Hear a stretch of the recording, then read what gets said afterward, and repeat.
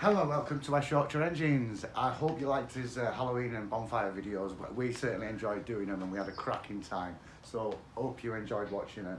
Right, advice for you today. We've got a 2009 Nissan Navara that's got a cracked cylinder head. So I'm going to run you through a few tips and tricks and things that you're going to need to be aware of in the event of doing this yourself. Because it's not straightforward, especially in situ. This can be a really pig of a job to do. So first of all, if you have a look in the engine bay here, what I want you to do is when you remove the fuel injectors, make sure you mark them 1, 2, 3 and 4 them to go back in exactly the same way. Yeah?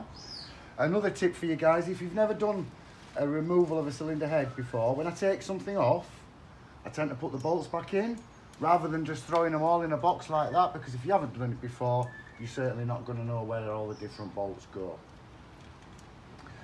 Another top tip for you, number 2 injector, you'll need a 21mm spanner to lock the camshaft to actually be able to undo the cam gear bolts at the end there.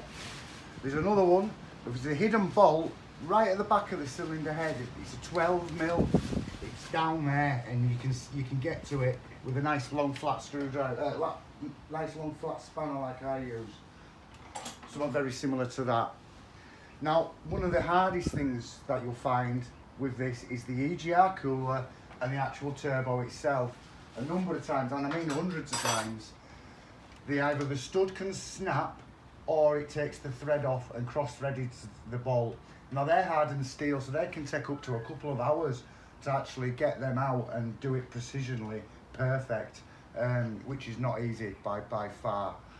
So getting the main water pipe out will allow you to easily get the Egr Cooler off, which then exposes the timing plate cover. Now to get the turbo out, you've not just got the bolts at the top, but you've got a heat shield at the back here because you need to disconnect the catalytic converter from the back of the turbo so you can literally remove the turbo. What you've got to be aware of, guys, is that there's 5-10mm bolts on the heat shield which are hidden right down there. Now you need to use not a worn spanner because they corrode. If you round it where it is, you're going to be taking the engine out to actually do this job. So that's what you need to be aware of. Right at the bottom of the catalytic converter, there's 2 14mm bolts. They're quite awkward to get to, but again, you need to get to them so you can pull the cap back, and I use a cable tie on this clip here, there. So you just lift it up, and then you just hold the car out of the way, and then the turbo will easily lift out.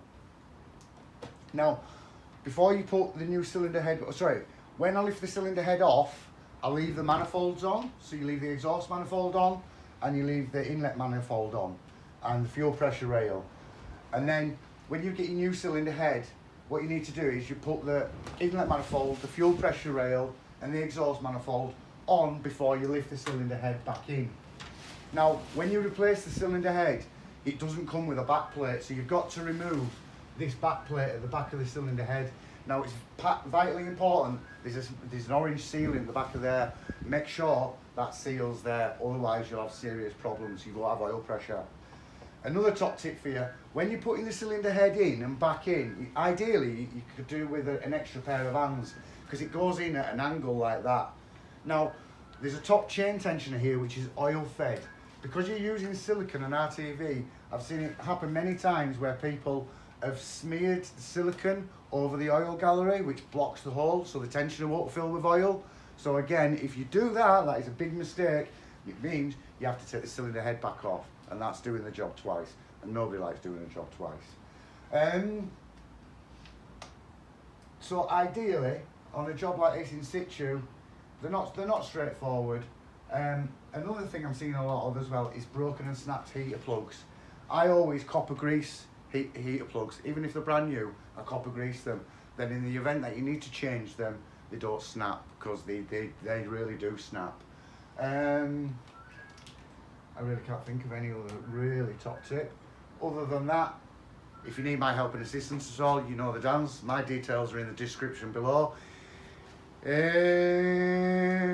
like, subscribe and come again.